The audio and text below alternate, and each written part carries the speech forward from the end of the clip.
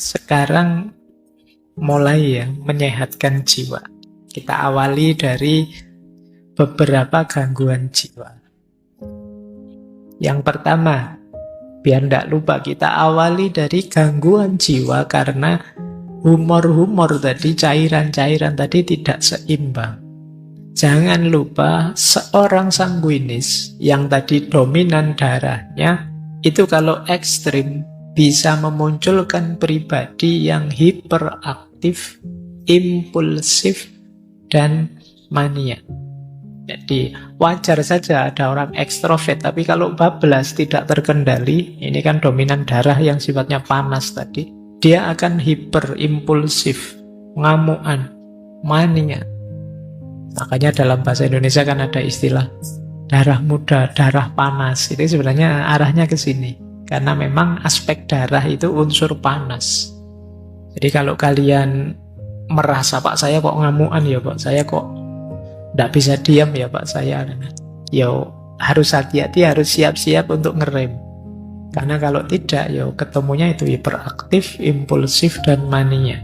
Sementara yang flegmatis tadi yang cenderung tenang, cenderung tidak mudah terpengaruh, dominasinya yang lendir tadi, yang paling bawah, balhom, itu dalam bentuk ekstrim akan melahirkan orang yang apatis, cuek, lamban.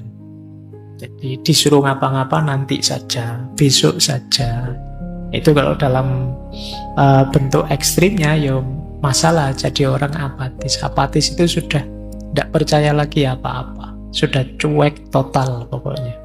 Nah ini kalau dominan terlalu besar aspek flegmatisnya.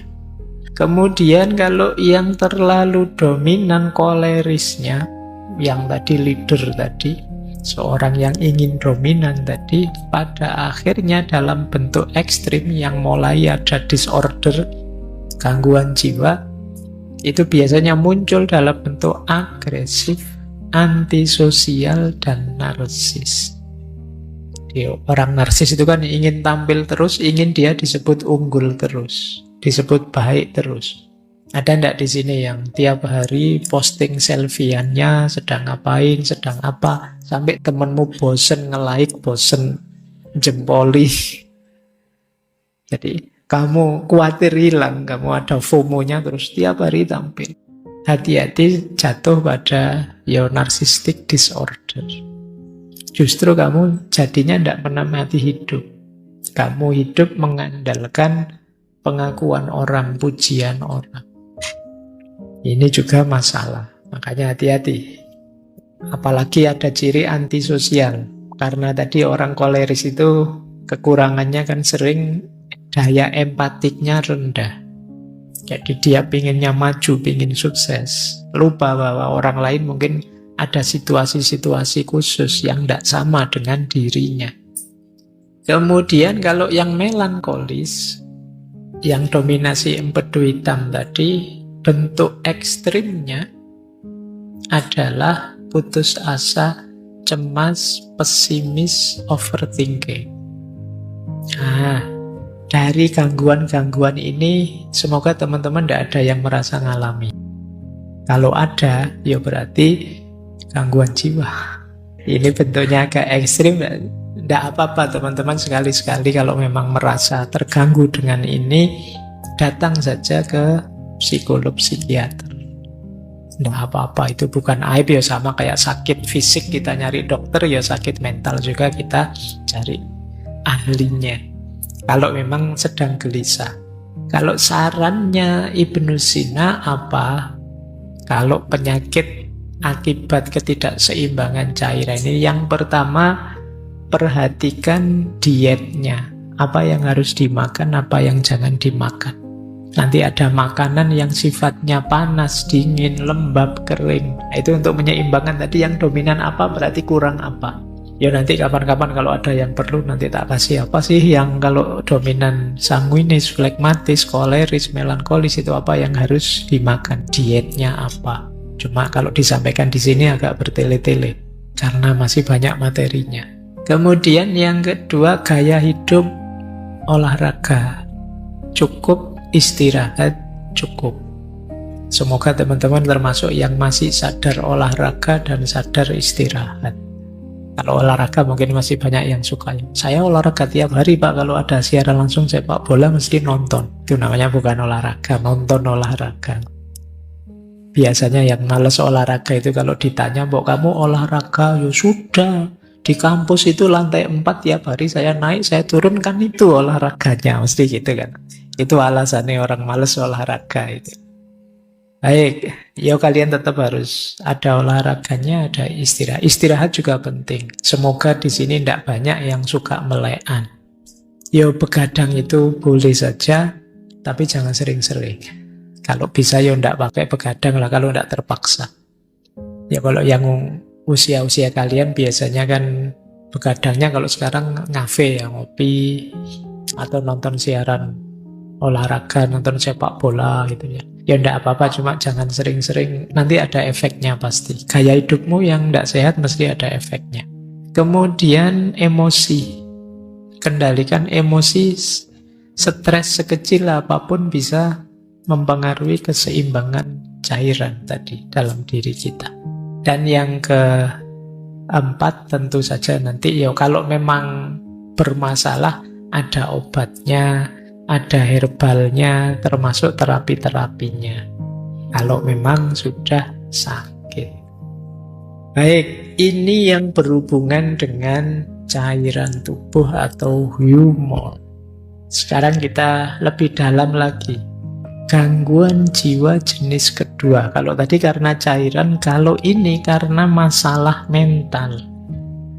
Jadi masalah mental itu apa? Ada 3, cemas, depresi, stres. Kalian mungkin banyak yang, karena saya kapan itu baca berita, tingkat orang yang mengalami gejala kecemasan itu di Indonesia pesat sekali jumlahnya, peningkatannya. Kalian juga kan sering mencurhatkan overthinkingmu dan lain sebagainya. Itu gangguan kecemasan sebenarnya. Solusinya menarik, kata Ibnu Sina. Kalau untuk masalah mental yang itu isinya cemas, depresi, stres, lakukan terapi mental juga. Terapi mental itu isinya 3, logika, ilmu, dan filsafat. Menarik ya, terapinya malah isinya belajar semua. Wong lagi stres kok disuruh belajar, itu gimana? Maksudnya apa? Yang pertama, logika itu membantu kita berpikir jernih dan rasional. Misalnya kita cemas, kadang-kadang kecemasan kita itu tidak beralasan. Cuma ya mengganggu kita tiap hari. Nah kalau pikiran kita jernih, kita bisa menegaskan, ngapain aku kok cemas, wong itu belum terjadi, masih besok, masih bisa ya, bisa tidak, kok aku sepanik itu sekarang. Ini pikiran yang bisa ngontrol kita seperti itu, logika. Jadi logika membantu kita berpikir jernih. Nah teman-teman boleh mulai latihan logika, ya, latihan berpikir jernih dan rasional. Kemudian yang kedua, ilmu. Kenapa harus ilmu? Ilmu itu membantu kita memahami dunia. Seringkali yang membuat kita stres, depresi, cemas, itu kan situasi-situasi di sekeliling kita yang kita tidak paham. Kemarin, waktu pandemi itu, seluruh dunia belum terlalu paham tentang kerja dan mekanismenya virus COVID-19. Semuanya panik, banyak orang stres, banyak orang depresi. Tapi begitu diteliti kemudian tahu, oh ternyata virusnya ini, cirinya begini, kelemahannya ini. Ini kan ilmu. Begitu ngerti ilmunya kita tenang sudah. Banyak kecemasan-kecemasan kita karena kita belum tahu. Jangankan yang besar-besar, belum tahu yang kecil-kecil saja kan juga. Mungkin yang belum pernah ngaji ke sini misalnya membayangkan nanti ngaji di sana kayak gimana ya? Ada absennya ndak ya? Boleh ndak ya saya? Jadi kan pikiranmu kan macam-macam. Tapi begitu ke sini sekarang kamu ngerti ilmunya. Nanti datang lagi kamu sudah ngatur strategi. Oh situasinya kayak gitu, saya datangnya belakangan saja, nanti duduknya di pojok sana, kamu bisa ngatur. Lebih tenang. Maka kuncinya orang stres yang kedua itu ilmu. Ya tadi kalian misalnya belum ngerti tentang teori-teori carian humor dan lain sebagainya tadi, sekarang ngerti. Oh saya ini kok marah-marah ini urusan darah ini yang panas ini. Berarti jangan makan ini dulu, jangan ini dulu biar nggak tambah ngamuan. Ini sekarang kita ngerti ilmunya. Yang ketiga filsafat. Apa manfaatnya filsafat? Filsafat itu memberi kita kerangka makna hidup. Menunjukkan kita tujuan ideal hidup. Dan ini menenangkan. Banyak orang yang hidupnya tidak punya tujuan, tidak punya idealisme dan lain sebagainya, sehingga ngambang, sehingga mudah stres. Orang itu kalau punya tujuan hidup, punya visi, punya makna hidup, mungkin mengalami kegagalan-kegagalan kecil bagi dia biasa. Yang penting tetap lanjut menuju cita-cita besarnya. Dan cita-cita besar ideal itu ya kita menempuhnya lewat jalur filsafat. Saya sering bilang filsafat itu salah satu jalan untuk kita menseriusi hidup. Jadi selama ini mungkin kita autopilot saja. Bahkan kalian mungkin kuliah sudah semester akhir juga masih belum punya cita-cita, belum punya tujuan. Kalau ditanya hidupmu mau kamu bawa kemana? Kamu ingin hidup yang seperti apa? Belum tahu Pak, belum mikir ke sana. Bahkan jurusan ini saya kira saya juga salah ngambilnya. Kamu bisa begitu. Kamu bisa sampai dewasa tidak punya orientasi, tidak punya tujuan. Nah, filsafat membantu kita menemukan itu. Jadi menarik, kalau itu gangguan mental sifatnya, masalah-masalah mental seperti cemas, depresi, takut, solusinya 3. Logika, ilmu, dan filsafat. Makanya kemarin kita ngaji terus yang jadi buku itu judulnya Menjaga Kewarasan. Jadi kita belajar filsafat itu bagian dari menseriusi hidup biar kita tetap waras. Karena waras versi kita itu kamu cari di ChatGPT juga tidak ada. Seandainya ada juga tidak mesti cocok. Karena yang tahu hidup kita itu diri kita. Coba kamu tanya ya di GPT, wahai ChatGPT, tolong bantu saya biar saya bahagia bagaimana ya. Dia mesti ngomong macam-macam tapi tidak mesti cocok dengan kita. Karena yang tahu diri kita itu kita sendiri. Nah, di sini gunanya kita logika. Di situ gunanya kita belajar sendiri biar dapat ilmu, belajar cara berpikir filosofis biar bisa merangkai makna untuk hidup kita. Baik, ini gangguan jiwa jenis kedua. Nanti ada gangguan jiwa jenis ketiga. Kalau jenis ketiga ini masalah emosional, sedih, atau marah, atau takut. Ini masalah emosi. Batin yang lelah, ini masalah emosi. Nah, kalau masalah emosi, menurut Ibnu Sina, solusinya adalah terapi emosional. Terapi emosi kalau tadi logika, ilmu, filsafat, kalau ini musik, puisi, dan seni. Nah, ini menarik ya. Jangan salah, Ibnu Sina juga ahli musik. Beliau bisa memainkan banyak alat musik, juga bisa menyanyi. Musik, kata Ibnu Sina, bisa membantu kita untuk meredakan ketegangan, menemukan kedamaian, juga mengekspresikan emosi.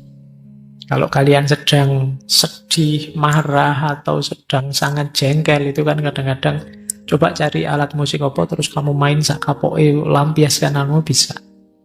Tidak bisa Pak saya main Pak, ya dimain sak senengmu aja kan sudah bisa untuk pelampiasan. Ada gitar nganggur kamu genjreng sak kapoke sak pedote senare gitu ya wis puas aku misalnya. Nah ini yang disebut terapi emosional. Nyanyi, karaoke sak keras-kerasnya nyanyilah, itu bisa meredakan ketegangan dalam batin. Jadi musik bahkan bisa mendamaikan, tenang gitu. Kadang kalian dengerin musik apa itu rasanya sudah lupa dengan masalah-masalah yang tadi menegangkan kita. Jadi musik penting untuk membantu kita tenang. Dia bisa jadi katarsis. Lanjut. Terus puisi dan seni. Puisi bisa membuat kita lebih luas. Dulu mungkin teman-teman masih ingat ya, kalau tidak salah tokohnya Hasrat Inayat Khan. Kata beliau, kalau kata-kata sudah tidak berdaya, maka puisi bisa membantu. Kalau puisi juga masih tidak ngangkat, musik bisa mewakili kita. Musik ya bukan lagunya, bukan syairnya. Kalau syairnya kan cenderung ke puisi, tapi musik itu kan tidak ada kata-katanya, dan kepala kita akan menerjemahkan sesuai kondisi kita masing-masing. Ya nanti kalau digabung dengan pandangan sufi yang lain, pada puncaknya sebenarnya katarsis paling hebat adalah kediaman kita, keheningan. Bisa, tapi yang paling tidak kan coba kalau teman-teman sedang sangat marah, sedang sangat sedih, dan belum bisa mengatasi sendiri. Misalnya tadi pikiran yang kita minta untuk mengendalikan sudah tidak berdaya karena saking sedihnya kita. Seni dan musik, juga puisi bisa membantu. Setiap kita pasti bisa nulis puisi. Tidak ada puisi yang jelek. Jadi kalau ada orang bilang, ini puisinya jelek, loh justru yang jelek itu lebih puitis. Makanya kalian pede saja, tulis saja. Lampiaskan apa yang ada di pikiranmu, suka-suka kamu sudah. Nah, ini kan sebutannya makanya puisi. Ya kalau nulis beneran kan kamu rapi, ada subjek, predikat, objeknya, kalimat utuh. Tapi begitu puisi, sudah nulis saja. Tidak usah ditanyakan, ini maksudnya apa, itu maksudnya apa. Suka-suka kamu saja. Karena memang tujuannya untuk katarsis. Baik. Jadi kalau teman-teman mengalami gangguan jiwa jenis ketiga ini, musik, puisi, seni bisa membantu. Lanjut. Sekarang gangguan jiwa tipe keempat. Ini gangguan jiwa karena masalah spiritual. Ini harusnya agak panjang ya.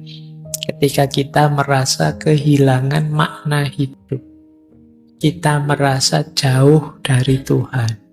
Nah, kata Ibnu Sina, ambil terapi jenis spiritual.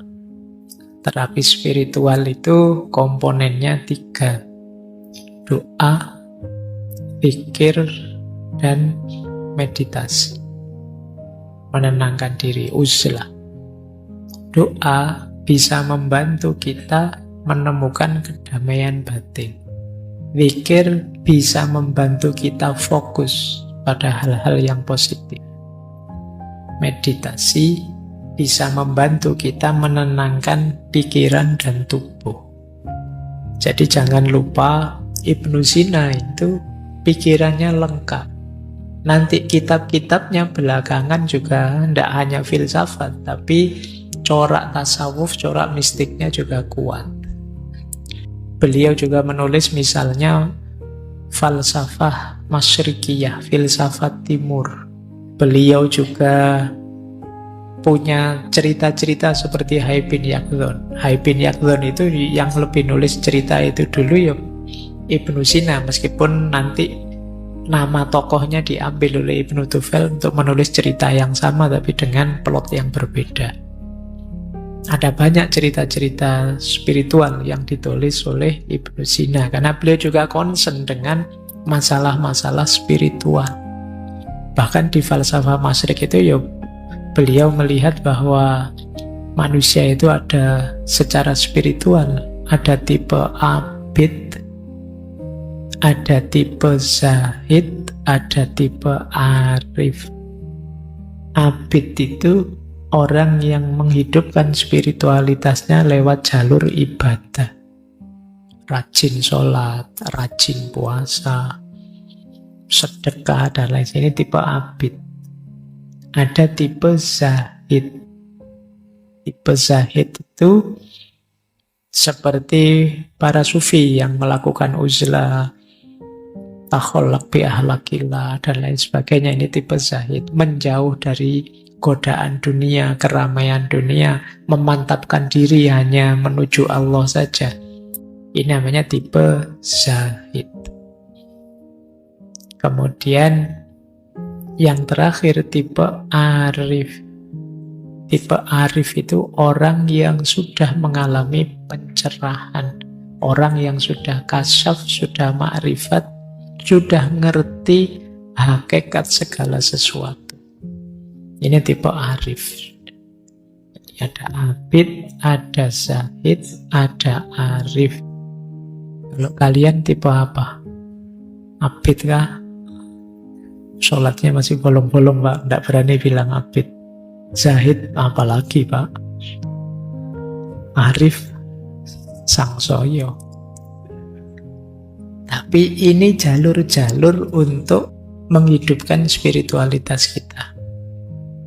Nanti orang yang menempuh jalur ini ingin menghidupkan spiritual, namanya adalah murid.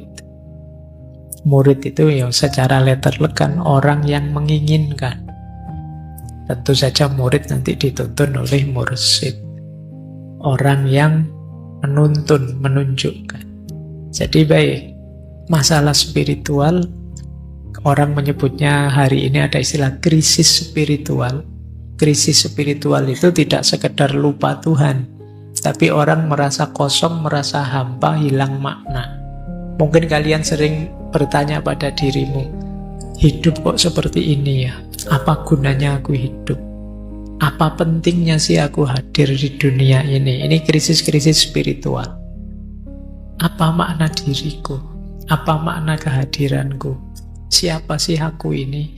Aku dulu tidak minta kok dihadirkan sekarang. Itu kalau kalian lelah dengan hidupmu sampai selevel itu, kalian sedang mengalami krisis spiritual. Kalian merasa tidak bernilai, tidak bermakna. Krisis spiritual itu biasanya diawali dari, tadi sudah sedikit saya sebut, kalian lupa tujuan. Kalian tidak tahu hidupmu itu mau kemana. Dan dulu asalnya dari mana. Ini kalau orang Jawa konsep ini disebut sangkan paraning dumadi. Kalian lupa aspek ini sehingga kalian kelelahan sendiri. Kalian lupa bahwa hidup ini dulu asalnya dari mana dan besok mau menuju kemana. Kalian anggap hidupmu itu ya seputar aktivitasmu sehari-hari itu saja. Yang mahasiswa menganggap hidup itu ya seputar kuliah, kos-kosan, pacaran, mungkin seputar itu saja. Padahal tidak sekedar itu kalian dihadirkan oleh Allah untuk hidup. Nah, kalau ada yang alami begini, batinmu sedang sangat lelah, berarti kalian sedang mengalami krisis spiritual. Hal yang sama sering disebutkan berhubungan dengan peradaban barat yang terlalu positivistik. Kalau teman-teman baca tulisannya Sayyid Nasr itu, barat itu maju luar biasa, tapi dia melupakan satu unsur yang sebenarnya esensial, fitri dalam diri manusia, yaitu aspek spiritual. Sehingga kemudian belakangan kan banyak orang barat yang kemudian geser ke ranah spiritualitas. Baik ya, kalian coba ya mulai introspeksi. Ya hidup kita ini lengkap sih, ada fisik jasadnya, tadi ada emosinya, ada mentalnya, ada jiwanya, dan ada unsur spiritualitasnya. Semuanya harus waras. Kalau ada yang tidak waras, ya hidupmu akan tidak seimbang, timpang. Jadi keywordnya konsep kesehatan mentalnya Ibnu Sina adalah keseimbangan. Makanya tadi cairan-cairan tadi tidak ada kok, harus cairan ini saja, tidak ada ya. Semuanya penting tapi jangan berlebihan. Jangan ada yang terlalu dominan, nanti akan menyusahkan. Baik, nah solusi apa kalau kalian mengalami krisis spiritual? Ya terapi spiritual. Yang pertama doa. Doa itu tidak sekedar minta pada Tuhan, tapi juga kesadaran kita bahwa kita itu lemah. Ada banyak hal yang kita tidak mampu, maka kita perlu intervensi, perlu Tuhan membantu kita. Jadi, dan bukan masalah dikabulkan atau tidak dikabulkan kalau dalam konteks ini, tapi kesadaran kita bahwa Tuhan selalu ada, selalu hadir, dekat dengan kita, itu sudah membuat kita nyaman. Yang kesadaran ketuhanan, kesadaran ilahiyah inilah yang selama ini sering lepas dari keseharian kita. Sekali-sekali kalau teman-teman bisa ya, coba dicek dalam sehari kira-kira berapa menit atau berapa puluh menit, syukur-syukur ada ndak 1 jam, teman-teman melakukan aktivitas dengan sadar bahwa Allah sedang mengawasiku, Allah selalu dekat dengan aku. Pernah ndak begitu? Mungkin sedang kuliah sih dengan dosen, saya kuliah kayak gini, ya Allah ngawasi loh ya saya. Nah itu, pernah kesadaran ini kira-kira berapa persen muncul dalam hidup kita? Wong kadang-kadang sholat saja ndak ada kesadaran itu kan juga. Padahal sholat itu momen ketika kita berhadapan-hadapan dengan Allah, tapi kesadaran itu juga ndak muncul. Kayak kita ngobrol dengan orang, tapi kita ndak peduli yang kita ajak ngobrol siapa. Ya untungnya Allah itu sangat sayang dengan kita. Baik, oke ya, ini krisis spiritual. Selain doa juga ada zikir. Zikir itu ya makna letterleknya ingatan dan sebutan. Jadi pikiran kita senantiasa dalam kesadaran Tuhan, dan mulut kita senantiasa menyebut namanya, terus itu disebut zikir. Meditasi ya aktivitas menenangkan diri. Kalau dalam Islam ada istilah iktikaf, berhenti sejenak. Ada istilah muhasabah, ada istilah tafakur. Itu setara dengan itu. Menghidupkan mindfulness dulu pernah kita bahas. Jadi ini krisis spiritual. Krisis spiritual ini gejalanya paling samar. Kalau krisis sebelumnya, teman-teman stres, teman-teman depresi, teman-teman marah, itu kan kelihatan. Tapi begitu krisis spiritual, tidak kelihatan. Hanya kita yang tahu, karena berhubungan dengan dimensi batin kita yang agak dalam. Mungkin kelihatan orangnya sabar, tidak stres, nyaman, bisa menikmati hidup, tapi sebenarnya dia merasa hampa, merasa dirinya kosong. Nah itu bisa saja begitu. Makanya ini teman-teman harus lebih dalam melihat dirinya untuk melihat kalau ada masalah-masalah spiritual. Kita masuk ke beberapa quote yang menurut saya menarik dari Ibnu Sina. Yang pertama, ini quote-nya bahasa Arab ya, tidak apa-apa, anggap saja ngaji kitab kuning. Ini menarik, kata beliau, musakinatul auja'i al-masyu at-tawilu wal insighalu bima yufrihul insan. Musakinatul auja itu pereda nyeri. Itu mungkin bahasa Arabnya apa? Paracetamol. Ya, itu musakinatul auja. Pereda nyeri itu apa? Al-masyu at-tawilu, jalan-jalan. At-tawilu yang jauh. Healing. Bahasamu hari ini healing. Ya biasa, kalau kamu sedang pusing terus teman mengejak jalan-jalan yuk tak traktir, langsung sembuh mesti pusing. Jadi al-masyu at-tawilu. Tapi yang menarik yang kedua, wal insighalu bima yufrihul insan. Dan menyibukkan diri dengan hal-hal yang membahagiakan orang lain. Itu bisa menghilangkan nyeri. Kalian mungkin tadi mengalami krisis-krisis jiwa, krisis mental, stres, depresi, bingung, marah, cemas, dan lain sebagainya. Coba kalian hilangkan dengan cara apa? Sibuklah berkontribusi untuk orang lain. Kecemasanmu, rasa depresimu mungkin banyak terkikis. Karena secara sekaligus ketika kamu berbuat baik pada orang lain, sebenarnya kalian sedang menegaskan dirimu bahwa ternyata aku ini penting juga ya. Ternyata aku ini ada gunanya juga ya. Ternyata aku ini meaningful juga dalam hidup ini. Itu menggembirakan. Jadi kalau kita berbuat baik pada orang lain, itu sebenarnya kita sedang berbuat baik pada diri kita sendiri. Dan itu ada hadisnya yang begitu. Dan ini memang makna langsungnya begitu. Begitu kita mampu berbagi kebaikan pada orang lain, muncul, kalau bahasa psikologi namanya self-esteem. kebanggaan diri. Alhamdulillah, meskipun kecil, aku bisa bantu orang lain. Meskipun sepele, hidupku ternyata bermakna juga. Nah, itu yang disebut al-insighol bima yufrihun nas.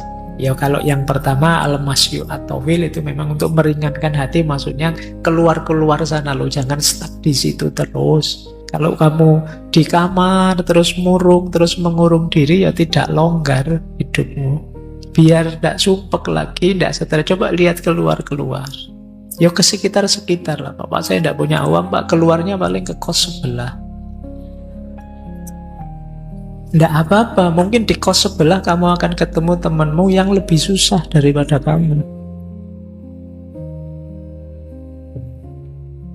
Itu kan kamu terus bersyukur, alhamdulillah, nasibku jelek tapi ternyata ada yang lebih jelek. Itu gunanya kamu healing-healing, jalan-jalan keluar. Ini menarik ya satu kalimat ini, musakinatul auja. Lanjut, quote kedua. Ini wanti-wanti dari beliau. Ini yang kadang-kadang kita berat menjalankannya. Ihdharul batnah. Jagalah benar-benar perutmu. Fa inna aksarul ilali innama tatawalladu min fudulit to'ami. Sesungguhnya sebagian besar penyakit itu muncul dari berlebihan makan. Ini nanti hubungannya dengan diet ya. Makanlah yang tepat sesuai kebutuhanmu. Tidak hanya yang bergizi, tapi termasuk tadi ya, yang sesuai kondisi mentalmu. Mungkin kamu perlu memperkuat unsur apa, melemahkan unsur apa. Karena kuncinya ada di makanan. Maka peringatannya Ibnu Sina, ihdharul batnah. Khawatirlah dengan perut. Karena perut kita itu sifatnya sangat toleran, terbuka. Apa saja kita masukkan, dia terima. Kalau mulut kan enggak. Mulut itu pahit kita muntahkan, enggak enak kita lepeh. Tapi kalau perut kita isi apa saja dia oke. Makanya kita harus menjaganya dari luar. Karena di dalam dia welcome saja sih kita kasih apa. Sarapan gorengan oke. Nanti makan siang gorengan lagi oke. Malam-malam gorengan lagi oke. Seminggu 7 hari Indomie terus oke, enggak apa-apa. Dia nerima saja. Padahal kunci kesehatanmu ada di situ. Ada yang bilang perut itu otak kedua, kepala kedua kita. Di sebagian besar penyakit jalurnya di situ.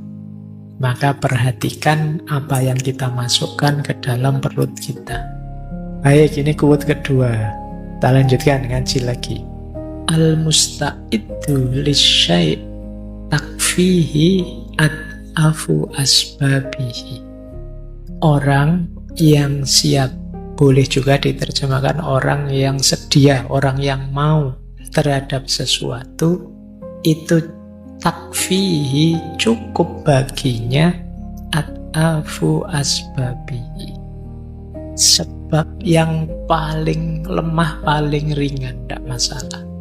Misalnya begini loh, kalian misalnya tadi disuruh olahraga, disuruh mengatur makan yang tertib, disuruh apa saja macam-macam tadi yang disuruh ya. Itu kalau memang teman-teman mau, tidak perlu alasan banyak, tidak perlu bikin argumen ini itu, jalan sudah. Tapi kalau dasarnya memang ogah-ogahan, tidak mau, diberi alasan berapapun tidak cukup. Dasarnya memang tidak mau. Disuruh olahraga misalnya, wah alasanmu banyak. Pak, yang rajin olahraga tiba-tiba meninggal juga banyak. Yang rajin olahraga tapi terus sakit-sakitan juga ada. Jadi kamu akan cari 1001 alasan karena aslinya kamu tidak mau memang. Jadi ini mungkin untuk pelajaran kita ya. Kalau kamu ngajak-ngajak temanmu apa, entah itu untuk kebaikan apa, acara apa, kok dia nyari 1001 alasan untuk tidak ikut dan tidak mau, jangan kamu paksa, itu memang dia tidak mau. Yuk, ikut yuk jadi panitia ini, ikut ngurusi ini yuk. Wah, saya besok ada jadwal kuliah. Enggak kok, tadi dosennya bilang besok kosong kok. Oh iya ya, saya lupa, besok saya mau ada acara apa gitu.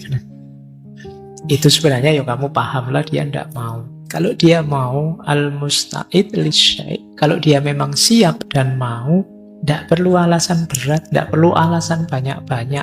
Ad'afu asbabihi cukup. Alasan paling sederhana, mungkin juga sepele pun cukup.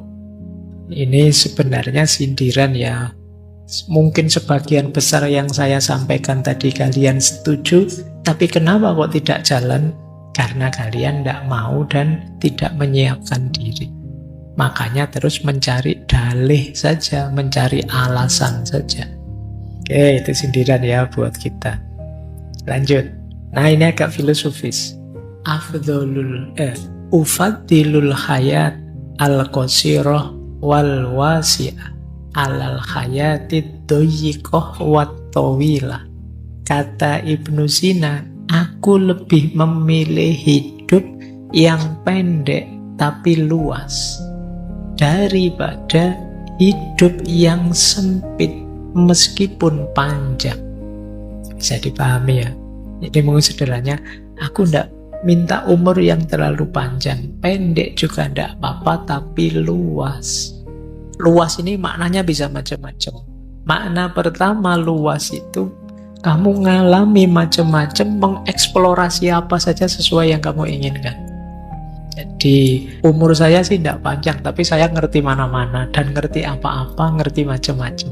Daripada umur panjang yuk tidak ngerti mana-mana, hidupnya itu terus begitu, terus tidak ada perkembangan, tidak ada perubahan. Itu namanya al-hayat ad-doyikoh, hidup yang sempit. Yo kalau bisa memang al-hayat al-wasi'ah wat-tawilah. Cuma kan itu karepmu. Kalau disuruh milih, kata Ibnu Sina, ya tidak apa-apalah, tidak terlalu panjang usia, tapi luas. Luas juga bisa kalian artikan kebermaknaan hidup. Jadi meskipun usiaku tidak terlalu panjang, aku bisa memberi banyak manfaat ke orang yang sangat banyak, sangat luas. Jadi itu lebih aku pilih daripada usiaku panjang tidak ada gunanya. Jadi idealnya Ibnu Sina, makanya beliau sepanjang hidupnya sibuk sekali berkarya, mengeksplor kemana-mana. Biar apa? Dia bisa luas, memberi tambah banyak, mengeksplor lebih banyak. Jadi di usia yang tidak terlalu panjang, beliau bisa kemudian menulis 450. Anggap saja usia beliau berapalah, misalnya 50-an tahun. Kalau 450 itu ya lumayan, setahun itu bisa berapa? 8 lebih buku. Itu pun kalau sejak umur setahun sudah nulis buku ya. Tidak mungkin juga ya, mesti nulisnya umur 20-an tahun. Intinya kita tidak ada apa-apanya, wis gitu aja ya. Dan yang beliau sampaikan ini ya memang nek basa Jawa ini sumbut. Memang beliau orang besar dengan karya-karya besar, manfaatnya sampai hari ini kita rasakan. Terakhir, ini tiba-tiba saya tertarik membawa ini. Mungkin tidak relate dengan tema sebelumnya, tapi mungkin menarik untuk bahan renungan teman-teman ya. Bulina biqaumin yadhunnuna annallaha lam yahdi siwahu. Bulina ini dari akar kata bala, musibah. Bully, mungkin istilah bullying itu dari bahasa Arab mungkin ya. Bulina itu kita diberi musibah dengan orang-orang yang menganggap bahwa Allah tidak memberi hidayah kecuali pada kelompok mereka. Maksudnya apa? Ini zamannya Ibnu Sina ya. Beliau menganggap banyak orang yang merasa dirinya dan kelompoknya lah yang paling benar. Kemudian kelompok yang merasa paling benar ini melakukan kezoliman pada kelompok yang mereka anggap salah. Itulah maka beliau pakai kalimat bulina. Kita diberi musibah dengan orang-orang seperti ini. Orang-orang ini kalau salah diingatkan ngeyel. Karena dia merasa yang paling benar. Pokoknya yang benar pasti aku, yang salah pasti mereka. Mental semacam ini memang berat dalam konteks hidup bersama. Makanya beliau menganggapnya ini semacam musibah. Kita diberi musibah dengan adanya kaum yang anggap bahwa Allah itu hanya memberi hidayah mereka saja. Padahal Allah itu yang Rahman Rahim pasti akan memberi petunjuk, memberi hidayah siapa saja. Tapi mereka menganggap yang diberi hidayah oleh Allah itu hanya mereka saja.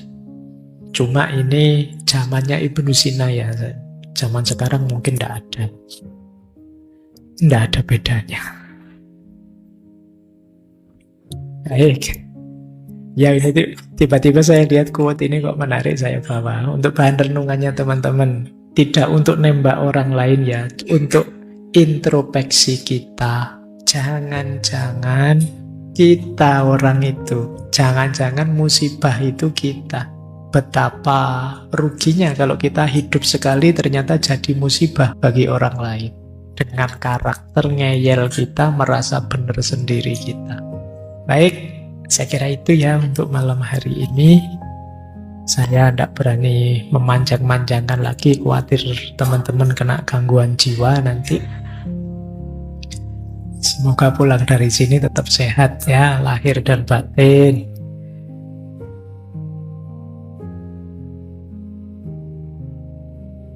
Kita kan sering ngomong bahwa yang rasional dong. Nah, rasional itu definisinya tidak selalu yang masuk akal dong. Karena rasionalitas itu jenisnya banyak. Ada rasionalitas praktis, ada rasionalitas teoritis, ada rasionalitas substantif, ada rasionalitas formal. Rasionalitas praktis itu cara menyimpulkan sesuatu ya secara pragmatisnya. Mungkin tidak masuk akal, yang penting jalan. Itu rasionalitas praktis. Misalnya di tengah jalan sabukmu putus, terus piye yo gantine, adanya tali rafia, ya sudahlah sementara pakai tali rafia, ditutupi pakai baju, yang penting celananya nggak melorot. Nah, itu rasionalitas praktis. Jadi yang penting butuhnya apa, gunanya apa. Lakukan sesuatu yang langsung mengarah ke gunanya, tidak usah bulet. Itu rasionalitas praktis. Barang siapa membaca Al-Ikhlas 3 kali sama dengan baca Al-Quran seluruhnya. Ya udah, ngapain capek-capek khataman dari Al-Baqarah sampai Anas, dari Fatihah. Sudah membaca Al-Ikhlas saja 3 kali. Itu rasional. Secara praktis. Tujuannya kan yang nilainya sama kayak khatam Al-Quran. Jadi segala yang kita lakukan dengan fokus pada tujuannya. Bukan dasar-dasar rasional, dasar-dasar epistemologis, dasar-dasar aksiologisnya. Yang penting tujuannya apa.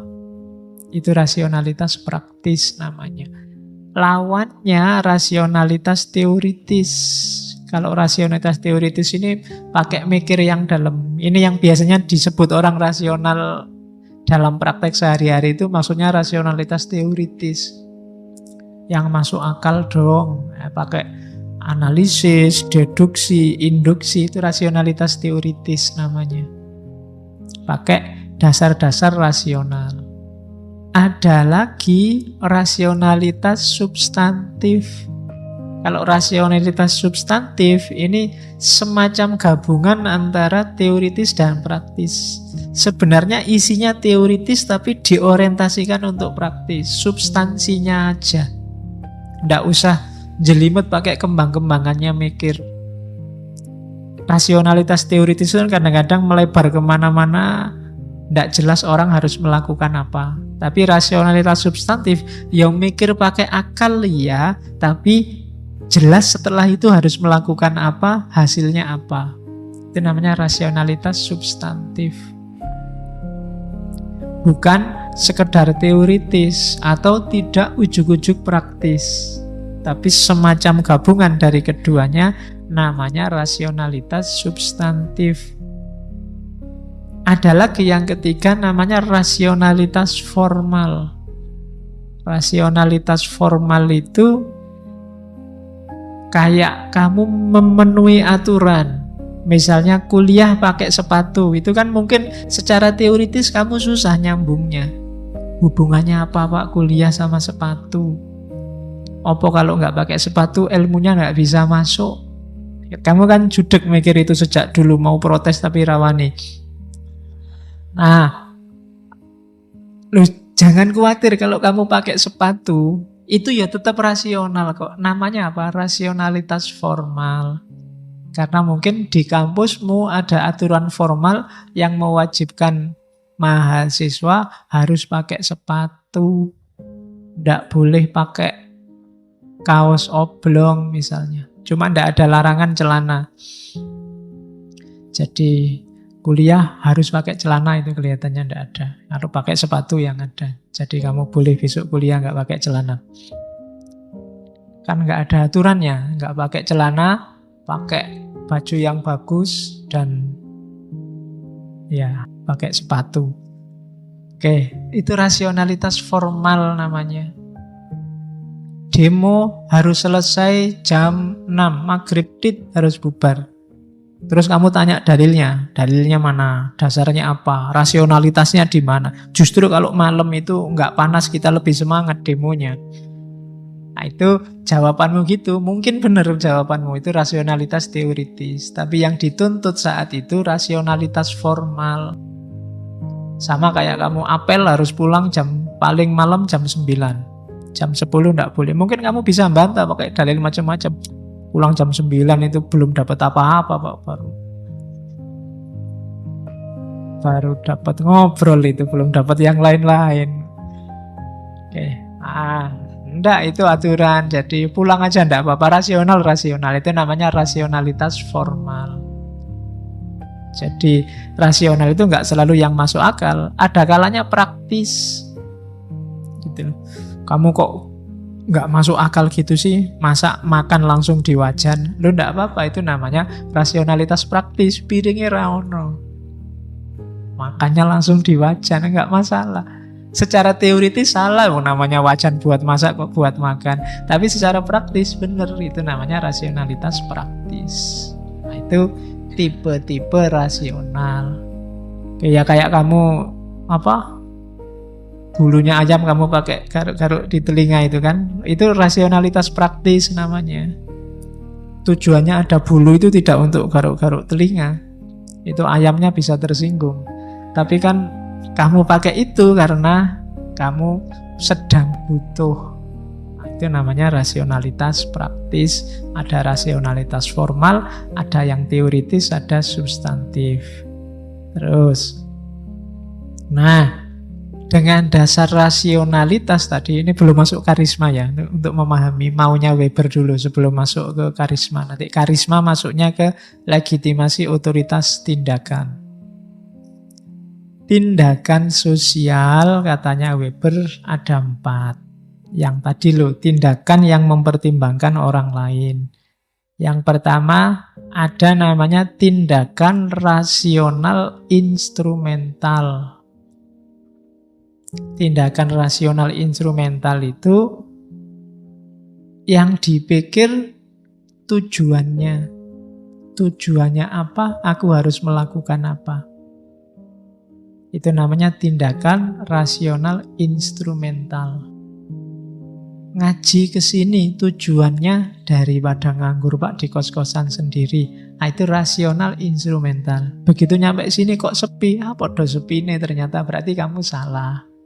Rasional instrumental itu benar salahnya dilihat kesesuaian antara yang kamu inginkan dengan hasilnya.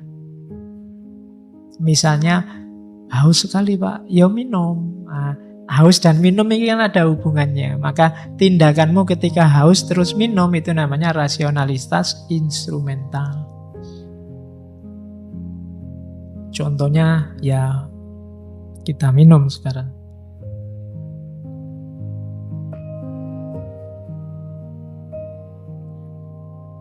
Yang kedua, tindakan rasional berorientasi nilai. Kenapa kamu ngaji ke masjid ini? Biar dapat ilmu Pak. Itu rasional instrumental. Kenapa kamu ngaji ke masjid ini? Agama memerintahkan saya sering ke masjid, Pak. Itu rasional berorientasi nilai. Jadi ada lembaga nilai yang kamu ikuti. Kenapa kamu kuliah? Ya karena agama mewajibkan saya cari ilmu, Pak. Nah itu rasional berdasar nilai. Baik, buruk, cocok, tidak cocok, itu berorientasi nilai, mikir. Yang ketiga, tindakan tradisional. Kalau tradisional itu dasarnya biasanya begitu. Atau yang lain begitu. Kenapa kamu ngaji ke sini? Biasanya kalau Rebo malam Kamis memang saya ngaji di sini, Pak. Itu biasanya. Itu tindakan tradisional namanya. Yo masyarakat, kenapa kalau tiap bulan tertentu ada nyadran, biasanya begitu. Nah, itu namanya tindakan tradisional. Kalau berorientasi nilai, itu disebutkan dalam kitab A, B, C bahwa bulan ini adalah bulan sakral. Itu rasionalitas berorientasi nilai. Kalau rasional instrumental, kenapa diadakan nyadran? Itu kesempatan kita ketemu orang-orang sekampung, saling silaturahim. Nah, itu rasional instrumental. Yang terakhir, tindakan afektif. Kalau tindakan afektif itu tindakan yang dipengaruhi perasaan. Kenapa kamu pukuli dia? Saya marah ya Pak sama dia. Kenapa kata-katamu sepedas itu? Perilakunya juga pedas ya Pak. Itu afektif. Marah, cinta, benci, apalagi semua jenis tindakan yang lahir karena dorongan perasaan, itu namanya tindakan afektif. Kenapa kok kamu rajin banget ngaji ke sini? Saya suka banget ya Pak sama takmirnya. Yang itu loh Pak. Itu namanya, berarti kamu ke sini itu tindakan afektif. Jadi ngaji ini bisa 4 tindakan sekaligus. Kalau niatmu ngaji, Pak saya ingin dapat wawasan baru, itu rasional instrumental. Kenapa kamu ngaji? Karena saya manut perintahnya agama saya untuk selalu nyari ilmu di mana-mana. Itu berorientasi nilai. Kalau kenapa kamu ngaji? Biasanya juga gitu kok Pak, ngapain pakai ditanyain segala, sudah tradisi begitu. Itu berarti yang ketiga. Tapi kalau saya suka sekali Pak ngaji di masjid itu Pak, tehnya itu loh khas. Itu berarti tindakan afektif. Ada rasa ikut bermain di situ. Jadi itu namanya tipe tindakan sosial. 4-4-nya kan melibatkan orang lain. Oke, dilanjutkan. Nah, untuk memahami tindakan sosial, nanti Weber mengadopsi satu metode dari hermeneutik namanya Verstehen. Istilahnya dia Verstehende Sosiologi. Jadi metode memahami manusia tidak boleh disamakan dengan metode memahami benda, metode memahami mesin, memahami alam yang eksak. Tidak boleh disamakan. Manusia itu khas. Ini yang punya sebenarnya hermeneutik nanti diadopsi oleh Weber untuk memahami fenomena sosial. 2 orang yang membawa metode Verstehen ini ke dunia sosial dan dunia sejarah yaitu Weber dan Wilhelm Dilthey. Jadi katanya Weber, manusia itu harus dipahami. Tidak bisa cuma dijelaskan. Kalau alam semesta, dia bisa dijelaskan begitu saja. Matahari terbit dari timur, besok juga dari timur, sesuai dengan rotasinya, tinggal dijelaskan. Tapi kalau manusia tidak bisa. Sama-sama fenomena mesuh misalnya, mesuh di sana mungkin simbol keakraban, simbol kedekatan, sementara mesuh di konteks yang berbeda, simbol kemarahan. Itu manusia. Sama-sama senyum, ada senyum seneng, ada senyum sinis, ada senyum basa-basi, ada memang yang bentuk mulutnya senyum. Lihat beda kabeh itu, sama-sama kamu berhadapan dengan fakta senyum. Itu manusia, maka dia harus diselami, tidak bisa cuma dijelaskan. Nggak bisa terus cuma dijelaskan temanku tersenyum padaku. Oh, itu harus diperjelas dulu. Itu senyum sinis, apa senyum sayang, apa senyum basa-basi. Oh, itu maknanya bisa jauh berbeda. Maka harus verstehen.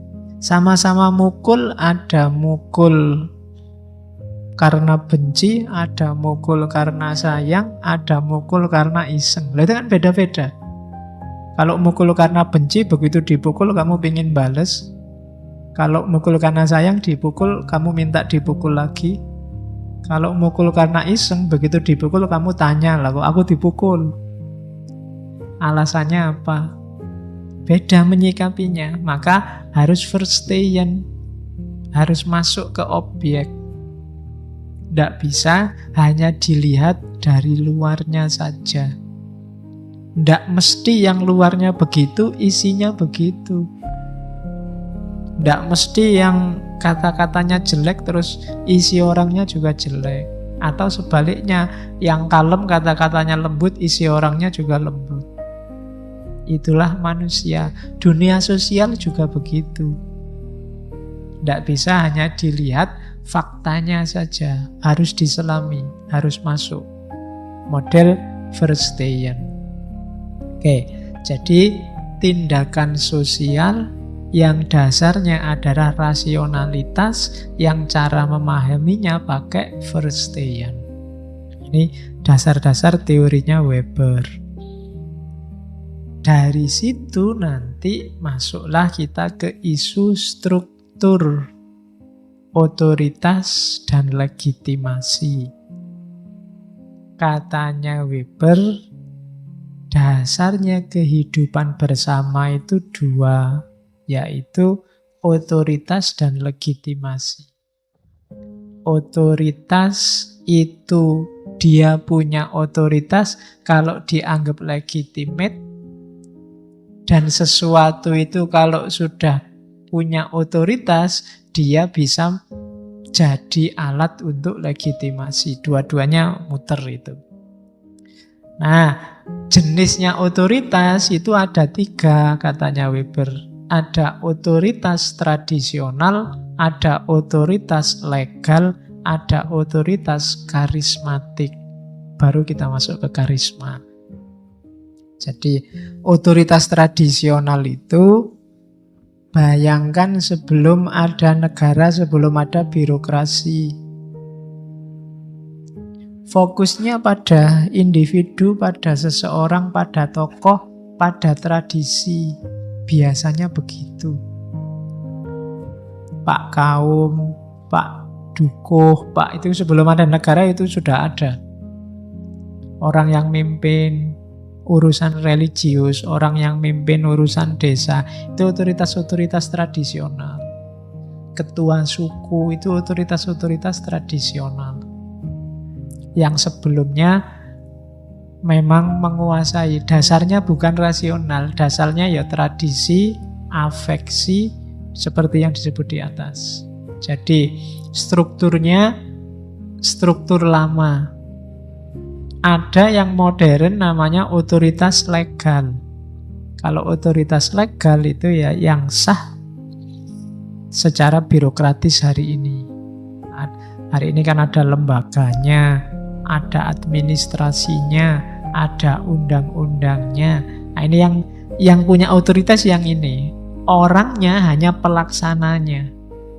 Itu namanya otoritas legal. Kita tidak boleh menentang Pancasila. Itu Pancasila jadi punya otoritas legal. NKRI harga mati. Nah, itu otoritas legal. Ya, meskipun sebaiknya kita ganti jangan harga mati ya, NKRI harga hidup aja. Biar hasilnya tidak mati-matian kita. Biar enak, kayak Indonesia tanah airku, tanah tumpah darahku, itu kan tidak enak. Konotasinya darahnya tumpah terus. Kita NKRI harga hidup kita. Yang ketiga yang kita bahas hari ini, otoritas karismatik. Karisma itu semacam seseorang. Orang yang dianggap punya daya tertentu dalam dirinya.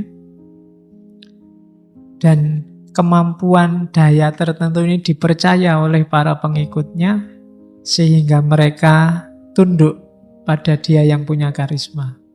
Gampang-gampangannya itu. Karisma ini individu yang punya. Jadi karisma itu orang tunduk tanpa harus dipaksa oleh aturan, tanpa harus dipaksa oleh kekerasan, oleh kekuatan, tapi mereka tunduk gara-gara melihat karisma di orang ini. Jadi semacam, kalau Weber mengartikannya semacam daya spiritual, semacam magical power. Entah dari mana, Weber enggak, makanya tadi saya omong kalau di agama mungkin hubungannya sama Imam Mahdi, kalau di Jawa mungkin lebih dekat dengan konsep Ratu Adil. Contohnya banyak, ya termasuk Dimas Kanjeng Taat pribadi itu, bagi pengikutnya dia punya kualitas tertentu, meskipun ketika sekarang sadar baru tahu. Ya Weber nggak ngomong mana karisma yang sesat, mana karisma yang lurus. Ya, Weber cuma ngomong ada gejala sosial namanya karisma. Orang yang dianggap karismatik ini, dia ngomong apa aja dianggap kebenaran. Dia nggak usah merentah sampai capek, umatnya otomatis ngikut. Bahkan sebelum dia merentah, umatnya nafsir sendiri apa yang dimaui oleh pimpinanku ini. Jadi dayanya sifatnya supranatural. Dalam tanda petik, dalam bahasanya Weber. Mungkin Weber melihat gejala-gejala ini banyak dalam tradisi-tradisi timur. Dan contohnya banyak. Bagaimana kekuatan karismatik ini dimanfaatkan untuk revolusi sosial, untuk melakukan dobrakan-dobrakan terhadap tatanan yang mapan. Dengan bekal klaim karisma ini, dia perjuangannya jadi dahsyat, banyak yang sukses. Pangeran Diponegoro dulu, kenapa kok banyak sekali orang Jawa yang mau jadi prajuritnya untuk berperang melawan Belanda? Dia punya karisma. Tanpa harus dia teriak-teriak merintah, kampanye, tanpa harus nyebar Facebook atau WA, itu orang Jawa manut semua diajak perang oleh Pangeran Diponegoro. Dia punya karisma. Oleh orang Jawa dia dianggap Imam Mahdi. Dia laku spiritualnya kuat. Dan bisa menunjukkan bukti bahwa dia konsisten dengan visinya. Itu karisma. Dalam sejarah Islam juga banyak kan yang diposisikan jadi Imam Mahdi. Yang terkenal di Indonesia ada Ahmadiyah dengan Mirza Ghulam Ahmad. Ada Lia Aminuddin.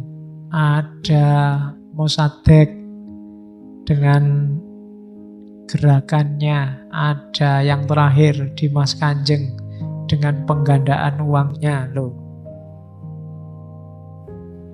Jadi ini dia paling enggak dia punya kualitas loh. Jangan salah, kelasnya profesor, kelasnya orang-orang besar aja manut, jenderal aja bisa manut. Itu kalau dia enggak punya spirit kekuatan tertentu enggak bisa nyampe ke sana.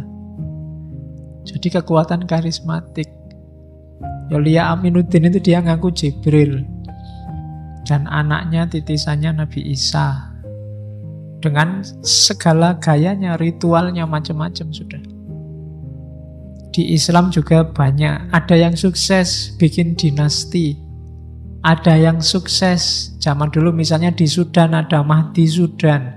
Dia mengklaim dirinya Imam Mahdi, tapi gara-gara itu dia pengikutnya banyak dan bisa mengusir Perancis dari Sudan. Ada Mahdi Ibnu Tumat, muridnya Imam Ghazali yang nanti bisa mendirikan dinasti Muwahhidun yang beberapa kali saya ceritakan. Itu contoh karisma.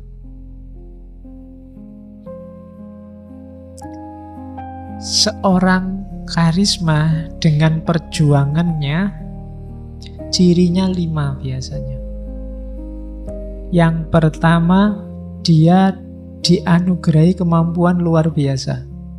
Harus ada ininya. Kalau nggak punya ini, nggak akan orang percaya. Harus kelihatan keluar biasaannya dia. Ibnu Tumat itu pernah satu ketika dilemparkan dari atas kapal ke tengah laut. Tapi dia tidak tenggelam, dengan santainya renang sampai pantai. Itu ke tengah laut dulu, bisa renang sampai pantai, nyampenya bareng sama kapalnya. Itu Ibnu Tumat. Itu kan umatnya semakin percaya. Wah, ampuh tenan ini berarti. Loh ya persis kayak Dimas Kanjeng, tangannya ditaruh di belakang aja, ke depan hasilnya uang terus loh. Ya kan? Ya banyak cerita-cerita kedahsyatan. Itu salah satu contoh. Ya meskipun tidak harus sifatnya vulgar. Kadang-kadang juga sifatnya intrinsik, tidak kelihatan. Mungkin kata-katanya bikin orang tergetar. Itu juga sejenis kemampuan luar biasa. Dan yang kedua, biasanya orang karismatik itu menonjol karena dia muncul di saat yang kritis. Kalau situasi biasa-biasa, dia tidak menonjol. Orang tidak butuh ratu adil kalau sudah makmur. Orang butuh ratu adil itu ketika zaman sedang susah. Lahirnya dinasti Muwahhidun itu ketika dinasti Murabitun sedang krisis. Lahirnya Mahdi Sudan itu ketika Sudan sedang dijajah oleh Perancis. Pangeran Diponegoro dia jadi sedahsyat itu karena Belanda bikin banyak krisis di Jawa. Jadi dia munculnya dalam keadaan krisis. Kalau situasi aman dan normal ya orang tidak terlalu butuh dengan manusia luar biasa. Superman itu kan kalau sedang ada penjahat baru dia datang. Kalau nongkrong-nongkrong di warung tidak mungkin dia datang. Tidak mungkin tiba-tiba Batman muncul di angkringan, itu tidak mungkin. Tapi kalau sedang ada copet, ada perampokan, dia muncul. Jadi ya gambarannya kan begitu, yang punya karisma, yang punya kekuatan luar biasa. Yang ketiga, dan dia mampu mengatasi krisis itu dengan cara yang unik, radikal, luar biasa, yang tidak terbayangkan. Orang sudah putus asa ngatasi situasi kayak gini nggak mungkin. Tapi sosok karismatik ini mampu mengatasi krisis. Akhirnya percaya, paling tidak krisis individual masing-masing pengikutnya. Sehingga masyarakatnya percaya, jamaahnya sedang dililit utang, tiba-tiba dijanjikan, tenang aja, duitmu berapapun tak gandain. Oh, itu kan mengatasi krisis tanpa krisis. Versi Dimas Kanjeng. Jadi dia bisa semacam itu. Sehingga followernya percaya. Pengikutnya jadi percaya. Kemudian mempesona, menarik, dan dipercaya oleh pengikutnya. Itu syaratnya. Sejago apapun Ratu Adil, manusia karismatik atau Imam Mahdi, kalau tidak punya pengikut, ya dia nggak jadi Ratu Adil. Dia jadi Ratu Adil itu karena diakui oleh para pengikutnya. Tidak ada Ratu Adil kok sendirian. Sayalah Ratu Adil, dewean, tidak ada yang ngakui, ya tidak mungkin. Harus ada pengikutnya.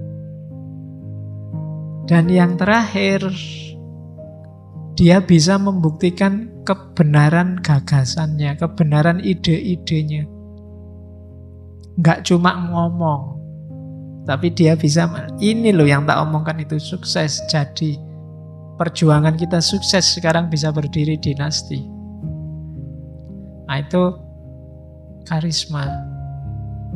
Orangnya luar biasa, muncul dalam kondisi kritis, bisa mengatasi krisis, punya pengikut, dan bisa membuktikan gagasannya benar. Kalau ada syarat 5 ini, berarti orang ini memang seorang yang karismatik. Katanya Weber, yang membedakan dari punya otoritas tradisional atau punya otoritas legal. Karismatik ini dia menguasai sekaligus otoritas legal dan otoritas tradisional. Dia bisa bikin undang-undang sesuka dia juga bisa bikin aturan sesuka dia. Ini seorang karismatik. Undang-undang jadi nggak penting lagi. Yang penting apa fatwanya dia, apa katanya dia. Ini karisma namanya.